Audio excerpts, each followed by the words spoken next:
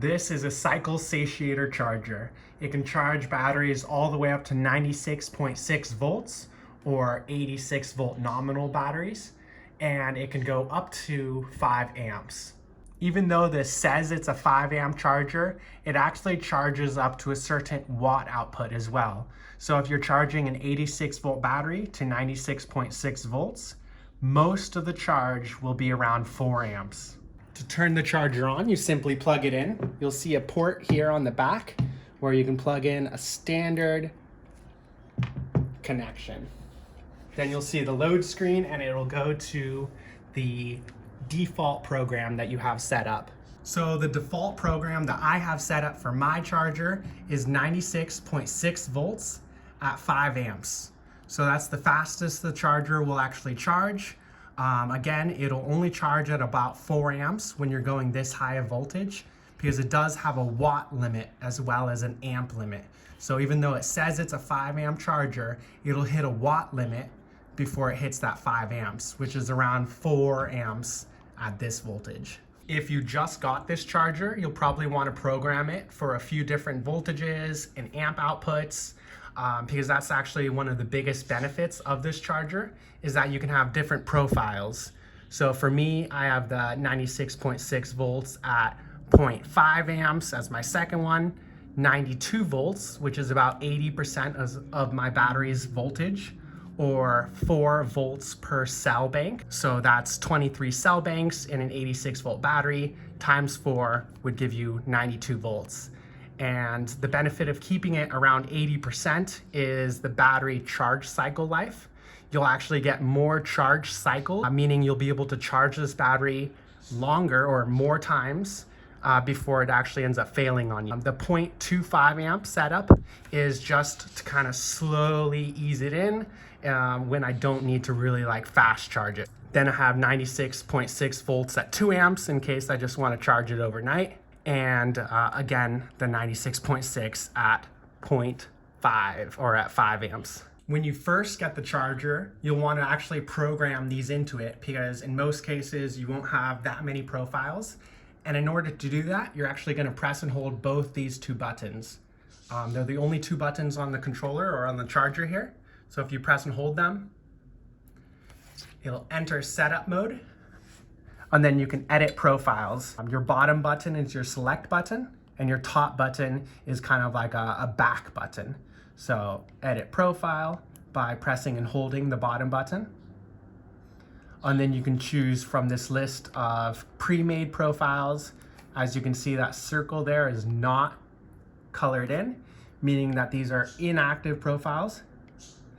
If you go down here to the bottom, custom lithium is one that I put, and then I have a few different one of these.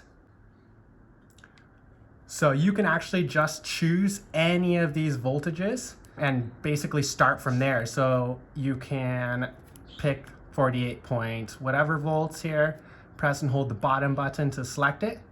Then you can choose if it's active, default, modify, and in this case we're going to modify it. So we're going to press and hold the bottom button. That allows us to go to the screen display where you can choose the different settings here.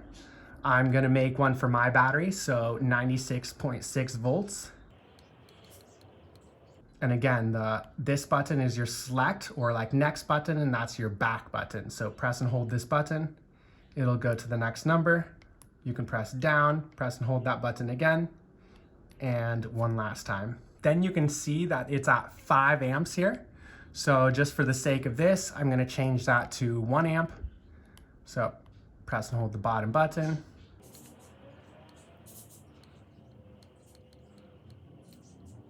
And then when nothing is highlighted, it's at 1 amp.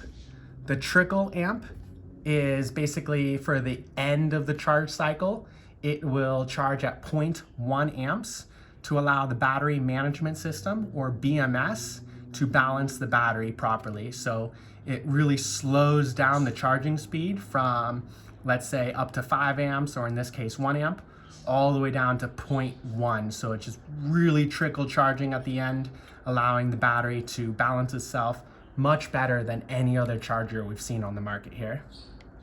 Then you have trickle start, which is just lowest voltage. Basically at this voltage, the charger will start, and you want to make sure that's lower than your low voltage cutoff, which would be, in my case, 69 volts. Trickle end is just a setting we don't touch. Trickle amps, again, we don't touch that at all. 0.2 is perfectly fine. That's what we normally leave it at. And then you would save it from there.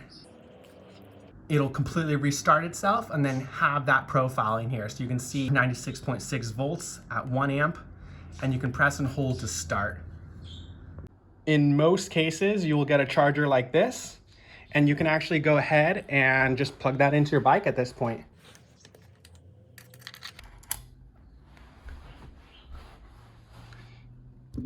You'll see that you still have to select the voltage or the charge cycle that you want to use. So in this case, I want to use this one. I can press and hold the bottom button,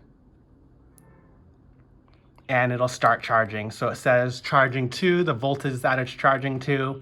It'll show how hot it is. Right now it's 20 degrees Celsius, and the current voltage, current amps, and a few other dynamics, basically.